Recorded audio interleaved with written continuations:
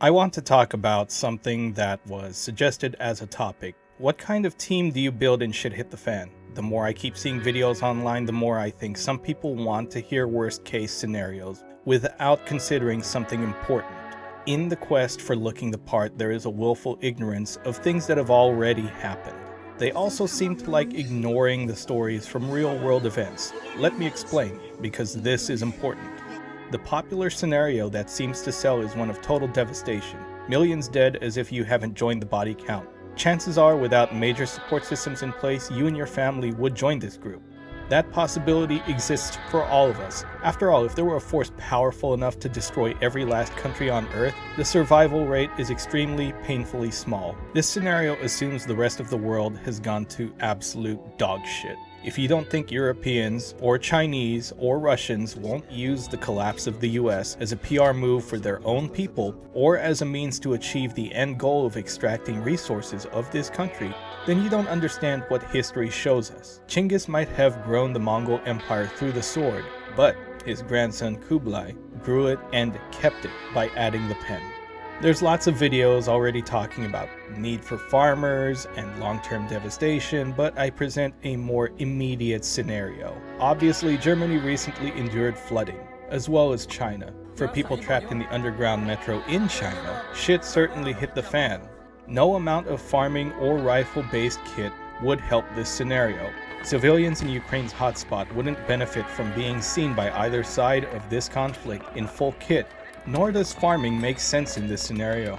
The recent troubles in Southeast Asia regarding the coup highlight similar issues as well. The more we examine the world as it is today, the more overt action and long-term worldwide collapse seem more and more like a fantastical story rather than reality. That isn't to say it could never ever happen, but if we're to be 100% prepared for our most likely situations, we have to think a little bit differently than what's been popularized in order to sell a lifestyle.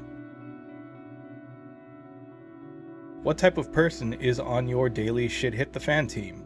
If Red Dawn isn't a reality and a full fire team isn't even remotely a possibility, who do you surround yourself with then? In areas of the world where you're faced with a non-permissive environment and you can't carry weapons, are you useless? There are two very important types of people you should be around or become in the event of a true emergency. The first is a highly trained medical professional. Obviously, it helps if you dedicate your civilian job to a life of medicine, but that isn't really necessary. Multiple accredited places offer to teach classes geared towards everyday people wanting to learn basic medical knowledge. If you are serious about being prepared, you will at least be BLS CPR qualified.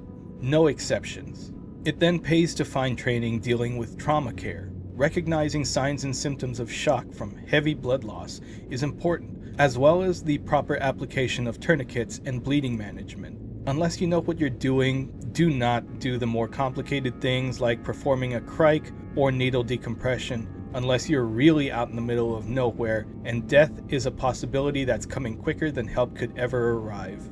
I understand that's very situational, but don't jam blades in people's throats or poke long, large needles in their chest. Learning on the spot isn't recommended at this station. If you don't know what you're doing, you can possibly kill someone. Also, recognizing things like head trauma signs and symptoms are vital. Knowledge also gets rid of garbage information like shoving tampons in gunshot wounds. They may actually be good guys, and they may just be repeating something that they learned from a FUD, but this is FUD lore and will not replace cramming a true dressing into place. Let's do our best to end this. The second type of person is overlooked, often unmentioned, but welcome in times of high stress, whether it's for the long haul or a short time.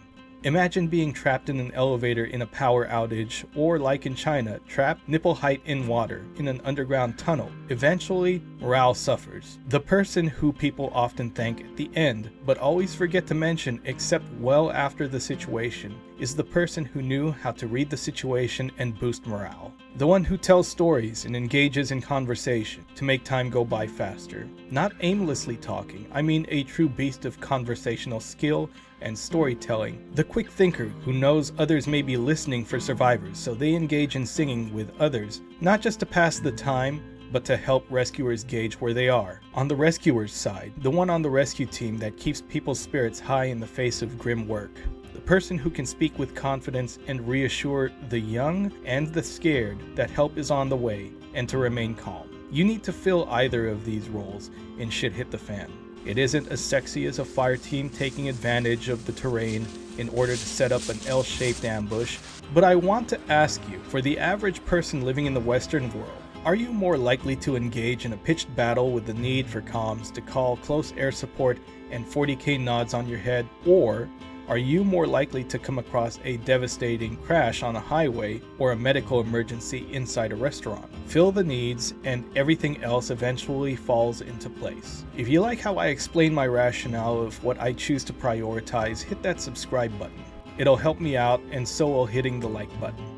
We need to spread a more positive, community-concerned outlook to younger people. In an increasingly volatile world, we need men and women of urgency and action who possess a selfless desire to be the best they can be in times of crisis, proud of their community, their people, and their country. If it's to start with us, let's lead by example and begin by trying to help at least one person every day, if possible, no matter how small. Until the next video, be good, stay safe, and have a good one.